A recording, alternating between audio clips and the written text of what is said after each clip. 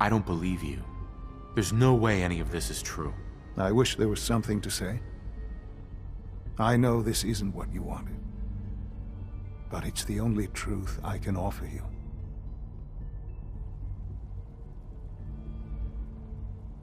You're my son? Then prove it. Now. I've already told you how I came to be here. I don't know what further proof I can offer that would convince you. I've shown you my trust. Your weapons haven't been confiscated, and I stand unarmed before you. Please, let's just talk.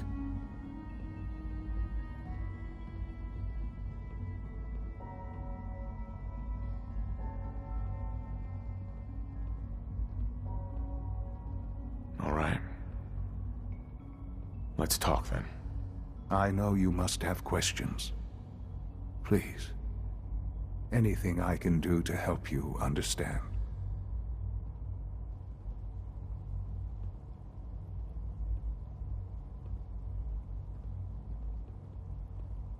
Kellogg. He worked for you? Kellogg. He was an Institute asset long before I arrived here. It wasn't until I became director that I learned of all the things he'd done. What kind of man he was.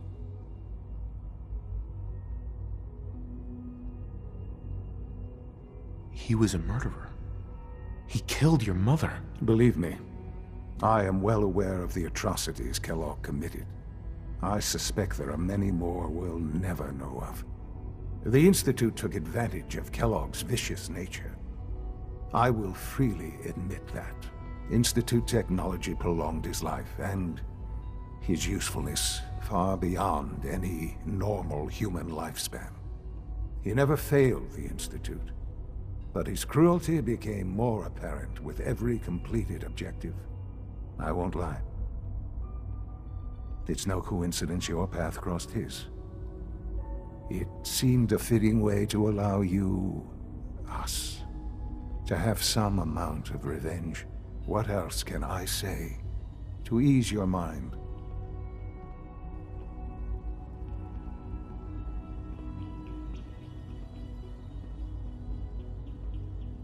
I think I've heard enough for now. Very well. The Institute is on the verge of some important breakthroughs. Your presence would be appreciated as we approach them. I've been a part of something amazing here. I've helped to build a life for myself and the people of the Institute. And now, after all these years, you have an opportunity to help with that. Doesn't that intrigue you? Isn't that what you want?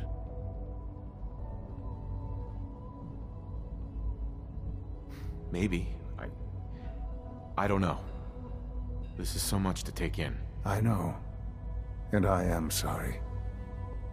You have been through so much in such a short time. The Institute can provide a better life than anything above ground. You've been in the Commonwealth. You've seen what it's like. I assure you that you are better off with us.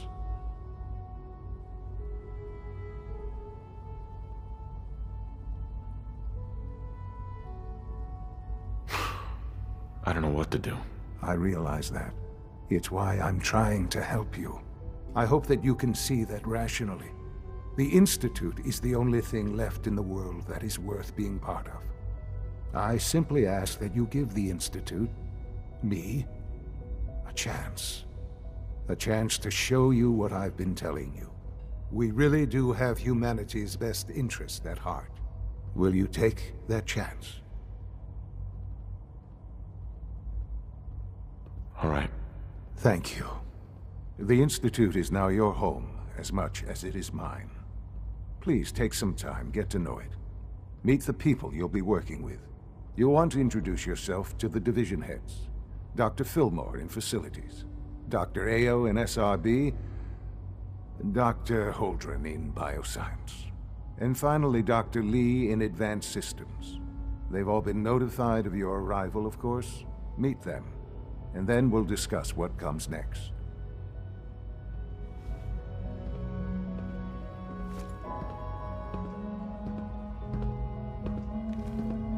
It's an honor to have you here, sir. Sean, about this synth. You mean the child? It's a fascinating project, really. There are issues to be solved, of course, but we've made remarkable progress.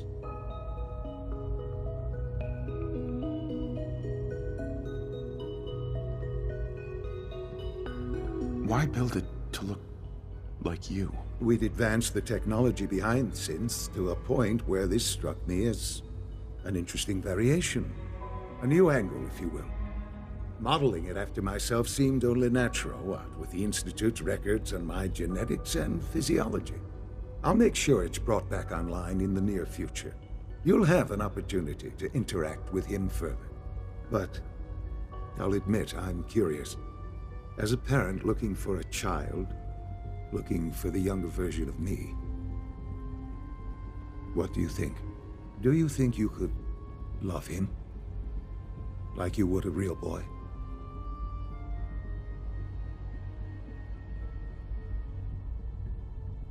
This is all... it's just too much. I just don't know anymore. I understand. You've been through quite a lot. I wouldn't claim to know everything you're feeling, but if in some small way the boy's presence can help, I hope you'll keep an open mind.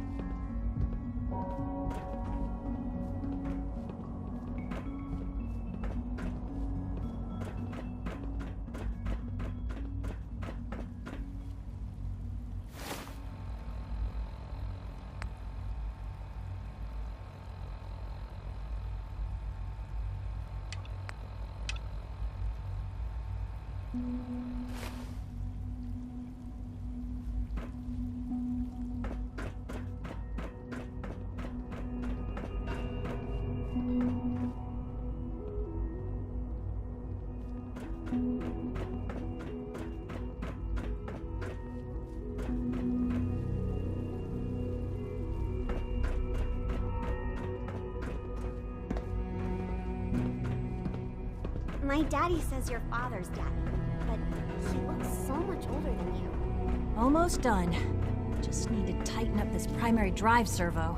That's the third primary drive breakdown this